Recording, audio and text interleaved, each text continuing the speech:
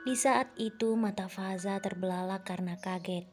Dia tidak menyangka Faris melakukan itu padanya. Faza berusaha mendorong tubuh Faris, namun tubuh Faris yang lebih tinggi, besar, dan kuat membuat Faza tidak mampu melakukannya. Semakin Faza berusaha mendorong tubuh Faris, Faris semakin kuat menciumnya. Karena kesal, Faza pun menggigit bibir Faris. Saat itulah Faris melepaskan ciumannya pada Faza. Setelah Faris melepaskannya, Faza menatap Faris penuh benci.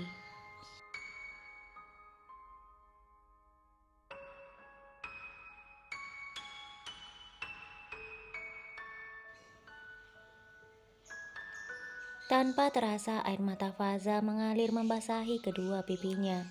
Saat Faris hendak menghapus air mata itu, Faza segera mengambil bajunya dan berlari keluar meninggalkan Faris yang merasa menyesal karena telah mencium Faza dengan paksa. Faza memakai baju di kamar mandi dan berlari keluar. Faris pun segera berlari keluar mengejar Faza. Faza yang merasa sangat marah pada Faris, berlari tak tahu harus pergi kemana. Hingga akhirnya dia menemukan sebuah jembatan di atas sungai.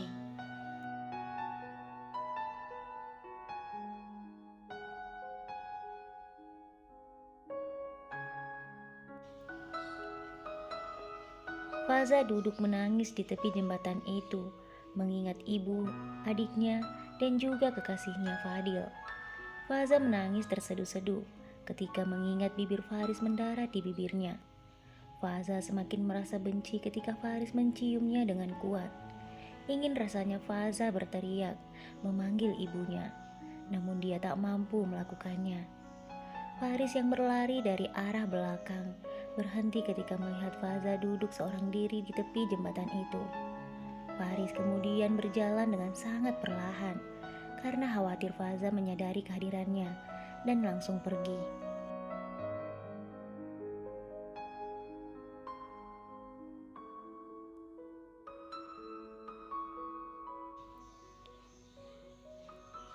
Saat berada tepat di samping Faza, barulah Faris memegang pundak Faza.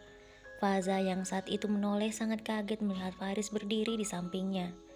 Sebelum Faza mengatakan sesuatu, Faris kemudian berkata, "Faza, dengarkan aku dulu." Faza pun berdiri menatap Faris tajam. "Aku tidak ingin mendengar apapun darimu. Apakah kamu tahu?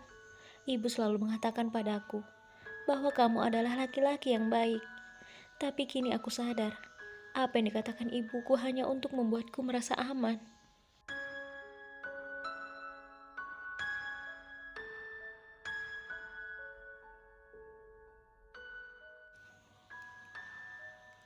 Faris terus memandang Faza dan tak berkata apapun.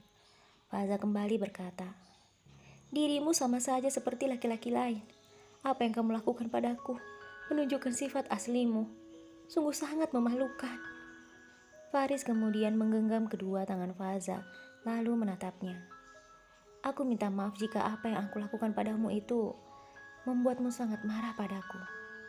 Tetapi kita ini adalah suami istri, Faza. Itu sah-sah saja jika aku melakukannya. Aku tahu kita menikah karena perjodohan.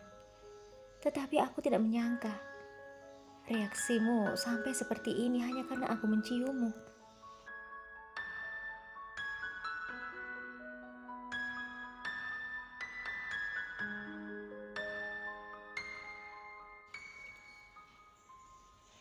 Faza tidak berkata apapun. Faris kembali berkata sambil menatap Faza dan masih menggenggam tangan Faza yang terus berusaha dilepas oleh Faza. "Tetapi jika di hatimu ada laki-laki lain, itu bisa aku maklumi dengan sikapmu ini. Karena jika tidak, kamu tidak mungkin semarah ini padaku. Karena jauh di lubuk hatimu yang paling dalam, kamu pun sebenarnya menyadari aku ini suamimu dan aku punya hak atas dirimu. Lalu mengapa kamu terus menolakku? Ya karena itu. Karena laki-laki lain yang mungkin masih ada di hatimu, Faza."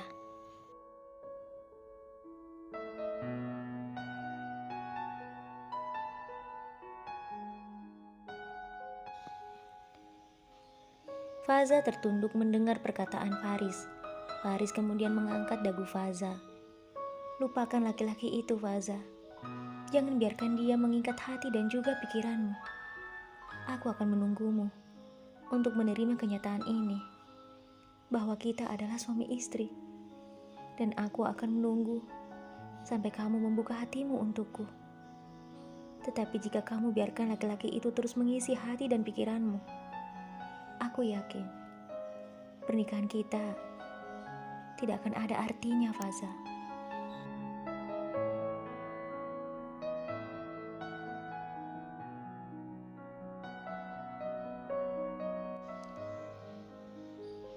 Setelah mengatakan hal itu, Faris kemudian melepaskan genggamannya pada Faza.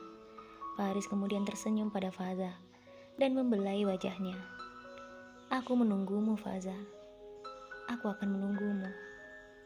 Setelah itu, Faris meninggalkan Faza. Faza tersungkur di atas jembatan itu sambil terus menangis. Dia tidak tahu apa yang harus dia lakukan. Di sisi lain, dia masih sangat mencintai Fadil. Tetapi di sisi lain, dia adalah istri dari Faris. Mengapa hal ini terjadi padaku, Tuhan? Mengapa kau lakukan ini padaku? Kenapa aku harus menikah dengan laki-laki yang tidak aku cintai? Dan sekarang, aku pun harus terpisah jauh dari ibu dan adikku.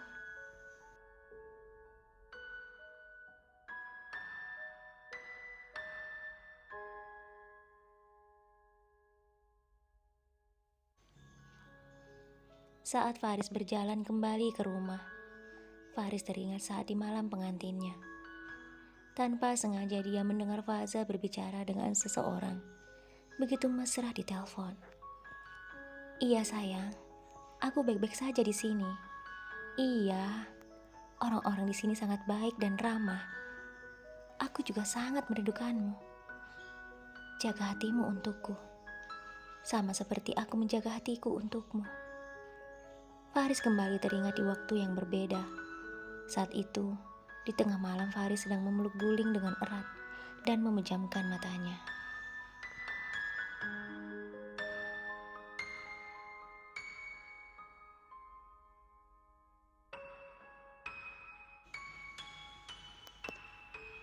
Faris kembali mendengar Faza berbicara dengan laki-laki itu. Percayalah padaku, sayang. Tidak ada laki-laki yang tampan di sini. Mereka semua tampak hitam dan jelek.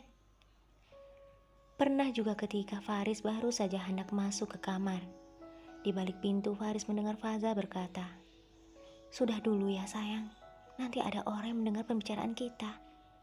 "Oke dah, aku juga sangat mencintaimu." Namun selama ini Faris menutup mata dan telinganya. Dia seakan tidak tahu semua hal itu tentang Faza.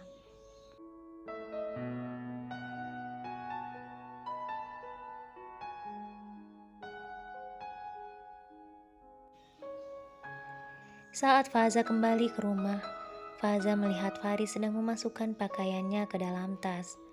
Melihat hal itu, Faza tampak kaget dan berjalan dengan cepat mendekati Faris. "Apa yang kamu lakukan?" kata Faza pada Faris. Faris masih memasukkan pakaian-pakaiannya ke dalam tas yang berukuran sangat besar. Faris berkata, "Aku kan sudah bilang, hari ini kita akan pindah." Faza kemudian duduk di hadapan Faris. Di antara mereka terdapat sebuah tas yang diisi pakaian oleh Faris. "Tetapi, bukannya kamu menunggu keputusanku?" kata Faza.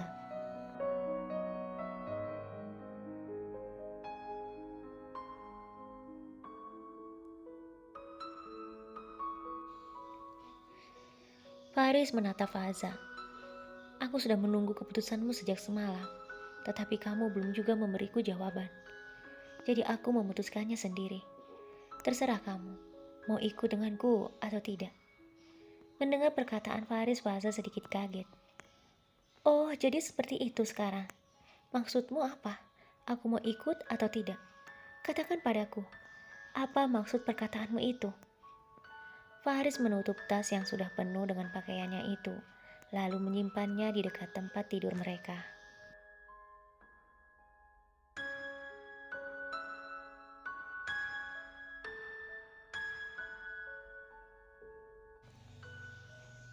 Faris kembali menatap Faza. Aku hanya melakukan apa yang seharusnya aku lakukan. Aku berharap di rumah kita yang baru, di suasana yang begitu lebih tenang, kita bisa hidup lebih baik.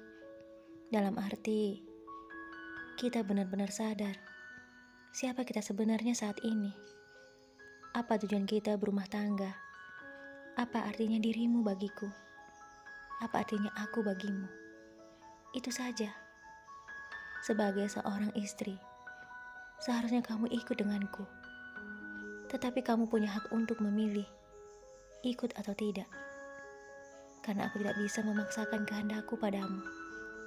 Aku khawatir, nanti aku salah lagi di matamu.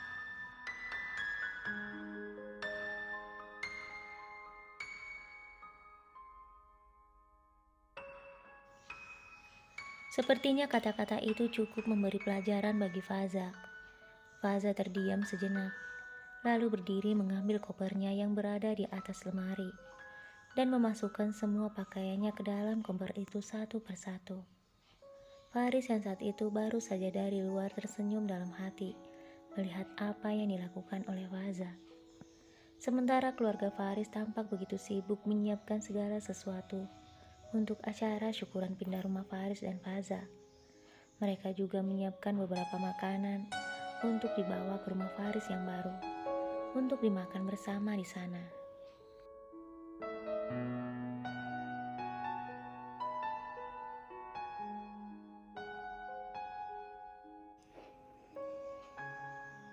Faza yang baru saja tiba di rumah barunya, melihat ke seisi rumah itu. Rumah Faris dan Faza itu tampak begitu sangat sederhana, namun cukup besar dan luas hanya untuk mereka berdua. Faza kemudian melihat keluar dan melihat pemandangan di sekitar rumahnya. Sejauh mata Faza memandang, dia dapat melihat hamparan sawah yang luas dan rumah-rumah di tengah-tengah sawah-sawah itu. Terbayang wajah ibu dan adiknya di langit yang begitu biru. Faza tersenyum pada ibu dan adiknya.